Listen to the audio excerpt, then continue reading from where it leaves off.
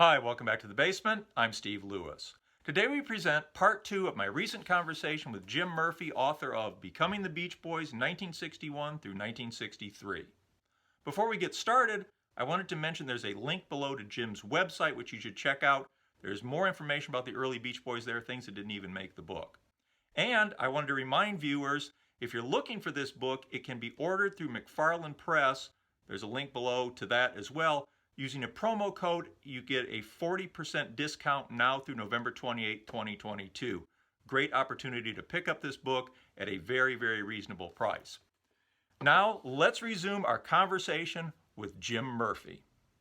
One of the things that really comes through in the book is how busy and productive the Beach Boys were almost immediately in those early days, where suddenly things are taking off and Brian is able to access studios and do things that he never could have done before. And he seemed to have so much going on, so many side projects, and you document them all so well. The Beatles had they had their apprenticeship before February of '64, before they become the Beatles in America, at least. So they had this stockpile of songs. I think even when they first made their demos, they had like 30 songs to choose from. And one of the things that really contributed to Beatlemania, in my estimation, was the fact that they had all these great songs. So when they just assaulted the American charts, it was one after another, boom, boom, boom. And back then in '64, '65, it was just like, oh my God, where are these guys coming from with all these great songs? 5 songs in the top 10 at one point or whatever it was.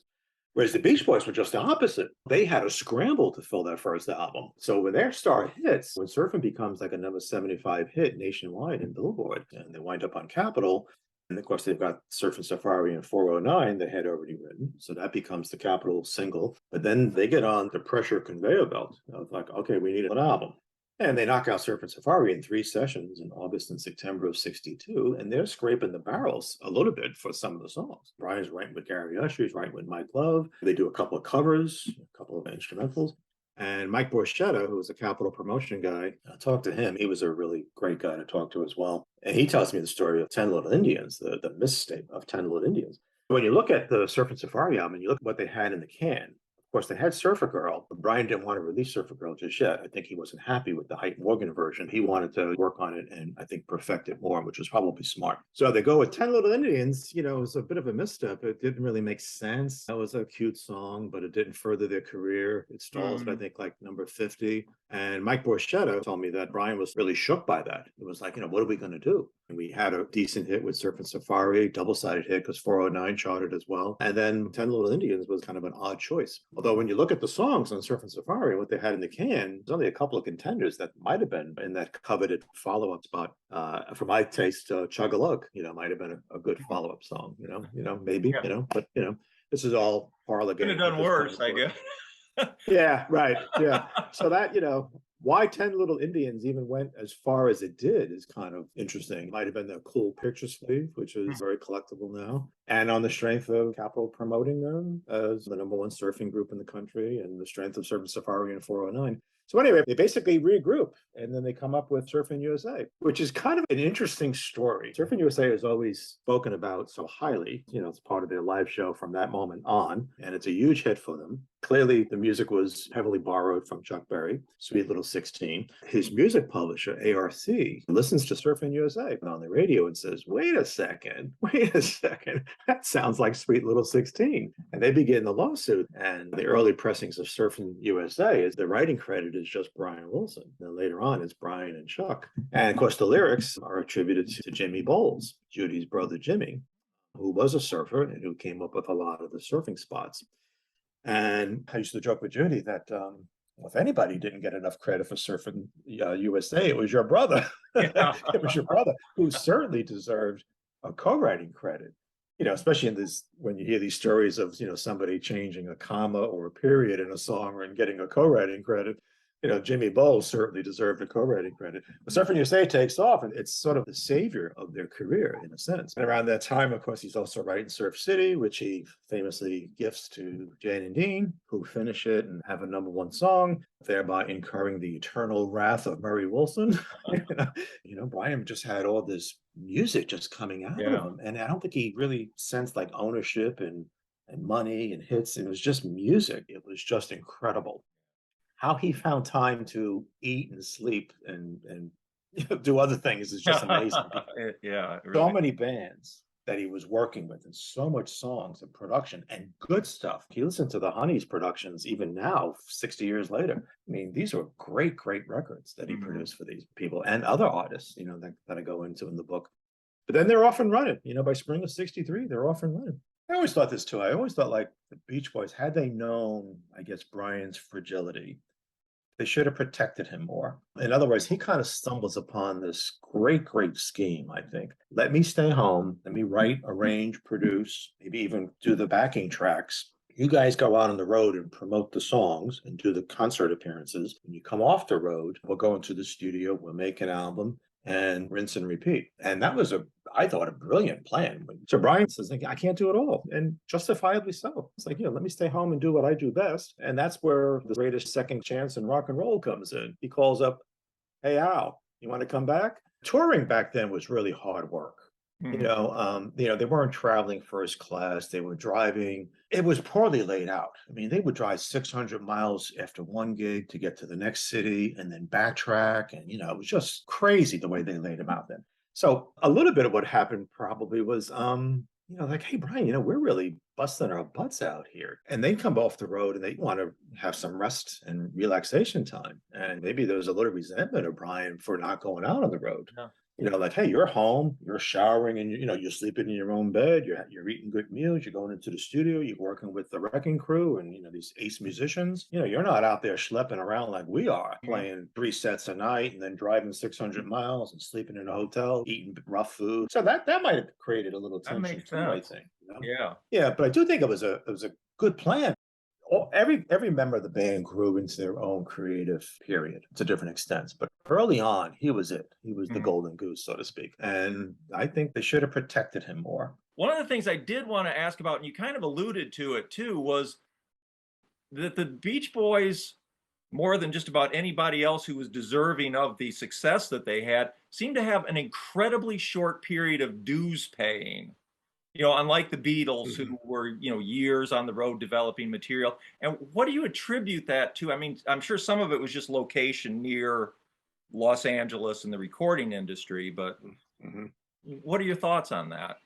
One of the things when this came out, when Brad Rosenberger contacted me. So Brad was one of the guys that really liked the book, and he was talking to other music folks out in LA about the book and Beach Boy fans.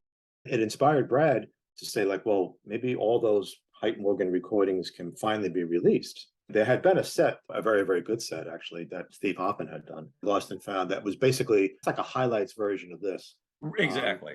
Yeah. yeah, and it's very, very good and very well done. And that was such a find when that came out. When we heard Lavender for the first time, I was Mhm. like, oh wow, the Holy Grail, an unreleased Beach Boys song from '61. But anyway, Brad wanted to release them all, so we released them all, and I had gotten early copies of the tapes to write the liner notes with. And one of the things that I'm getting back to is how good they were right from the beginning. So you hear these early takes of Surfer Girl and even Barbie and What Is a Young Girl Made Of and Surfer Safari.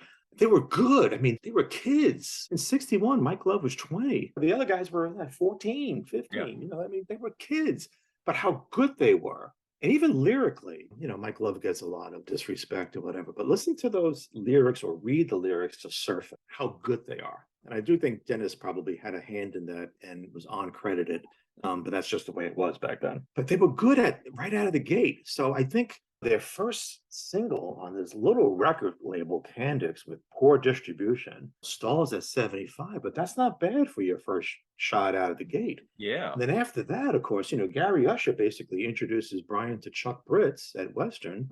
And, the recording and the production of that demo of Surfing Safari in 409, Nick Venet is like, this is a ready-made hit. Venet, even though I think he took too much credit for it, Venet was the consummate salesman in LA record circles. He clearly saw what he had there. And June 4th, 1962, the Surfing Safari 409 single comes out, goes up, I think it's number 14 hit, which is really good. And I think the country responded to them. The image of these five guys in their Pendleton plaid shirts, their white chinos, barefoot in the studio. Dennis, of course, was, already, this great chisel looking rough Mhm. guy. And the songs just sounded so alive, the spirit of teenage America.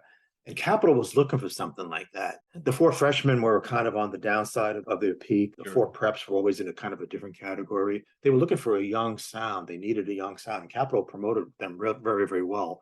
And I think people just responded to that, even though their apprenticeship was so short. They rose to the challenge. Carl and David had already been playing guitar together since 1958. Dennis took to the drums remarkably well, actually. Jardine had already been playing guitar for quite a while, and they had that vocal harmony that Brian always envisioned. Yeah, I always thought Brian envisioned the Beach Boys as his modern version of the Four Freshmen.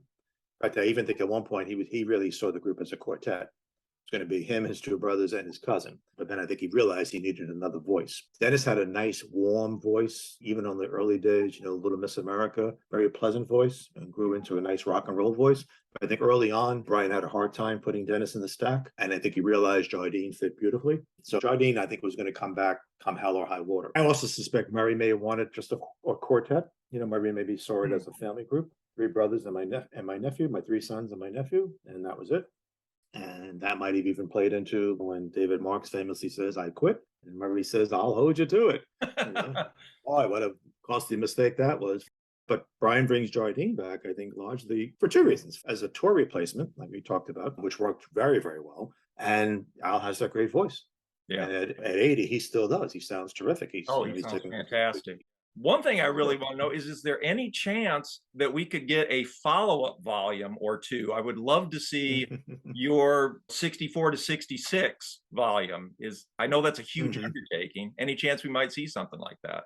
One of the cool things was I thought I had something. I thought I was contributing something. And my only goal was like, can I add a little bit to the Beach Boy story? Can I join the ranks of the other Beach Boy authors? Can I add something? Can I contribute something?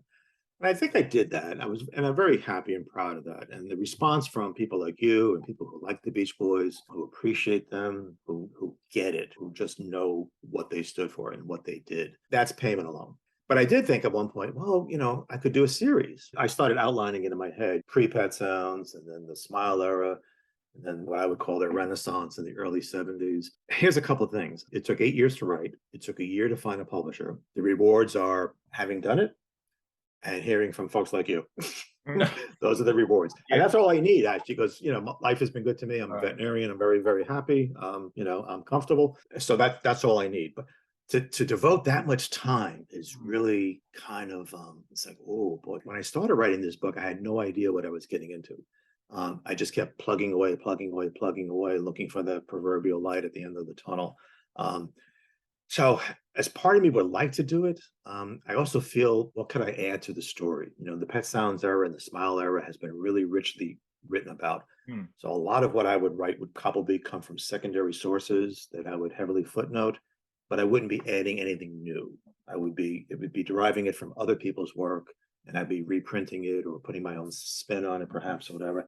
But I also thought, like, well, it'd be great to have the Beach Boys input, to be able to talk to them while you still can talk to them, Sure. and have their input in their slide, because every interviewer asks questions differently. So I don't know.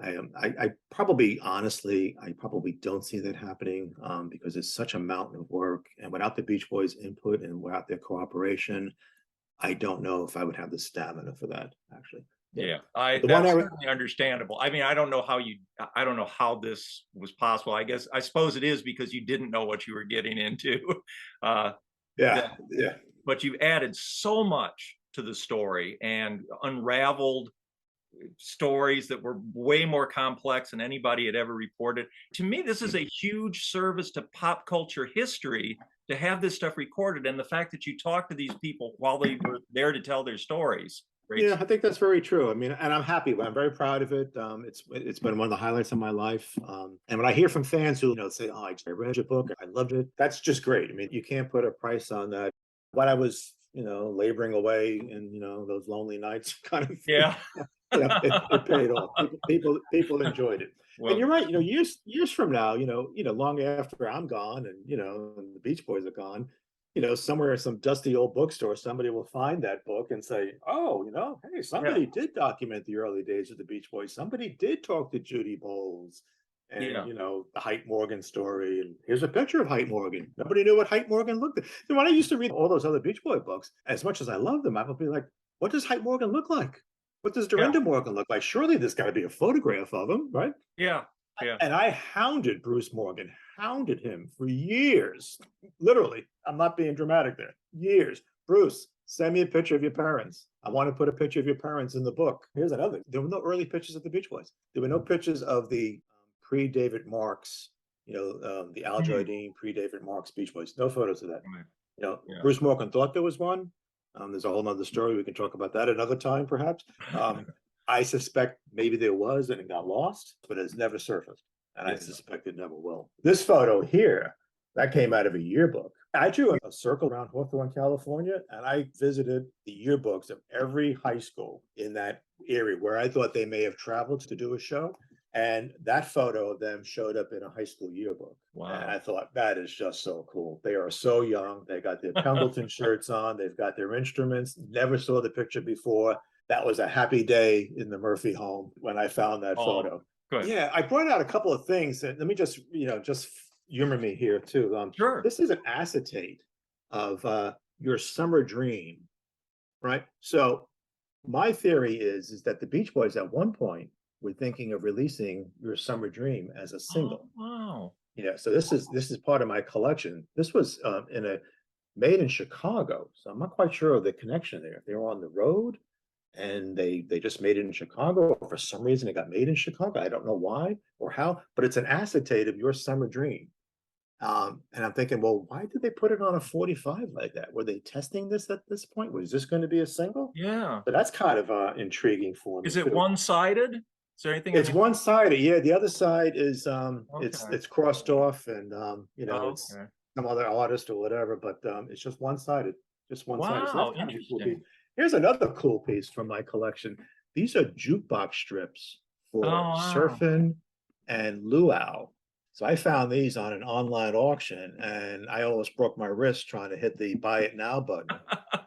I never saw these before. This has got to be a one of a kind. Yes. Yeah. Surfing and Jukebox luau. strips for Wow. surf and safari. Yeah, for surfing and luau. Wow. And then, of course, the I was there KFWB day. Oh, I, Yeah. yeah. So this is an Wow. original. This is an original. Yeah, this is an original sleeve. God, it Yeah, looks it was. brand new. It is. It's in fantastic shape, actually. And there were probably only 100 or a few hundred of these made up. Because I talked to people, actually, I tracked down people who were there that day. And if you got there early, you got one of these sleeves. But after that, these sleeves were gone, and you just got it in a regular paper sleeve. And how many survived? Some Yeah. of these were probably thrown out. This is the EP for the Surf and Safari album. This was for jukebox only. Oh, So Capitol put this EP out. It's got two songs by the Beach Boys, and then on the other side is another Capitol artist, Ray Anthony. So this was a hardcover EP of Ray oh, Anthony wow. and Surf and Safari. This is a really cool piece. And last but not least, this is the a stock copy of Oh, Brian's single on Safari, the Surfer Moon. Surfer Moon. The Surfer Wow. Moon. Yeah, on Safari. Mint shape, mint shape. Man. That's where the collection led to writing the book. It was just like, oh, okay, you Oh, got all this great stuff. You yeah. know, if you want to illustrate the book, you can use your own collection to illustrate the Yeah. book. Thanks for But sharing that. That was fantastic as yeah. well. And it's Just great to talk to you. And I hope we mhm. can do it again. Absolutely. Anytime that your schedule frees up or you think, you need a topic or whatever, hit me up again. We can talk about All other right. things in the book or collecting the Beach Boys or some rarities and Great. you know. We'll So, absolutely all do. right. Hey, great talking to you. Great Yeah. talking to you. Thanks, Jim. Really appreciate it. Absolutely. Take Take care. care. Bye. Yep. Enjoy your day. Thanks, you too. That'll do it for this episode. I want to really thank Jim Murphy again for being so generous with his time and his information. It was really a pleasure to talk to you, and I hope we'll get to do it again sometime. Meanwhile, I look forward to your comments. Please hit like and subscribe. I always appreciate it if you would do that. And we will see you next week. Thanks. Bye.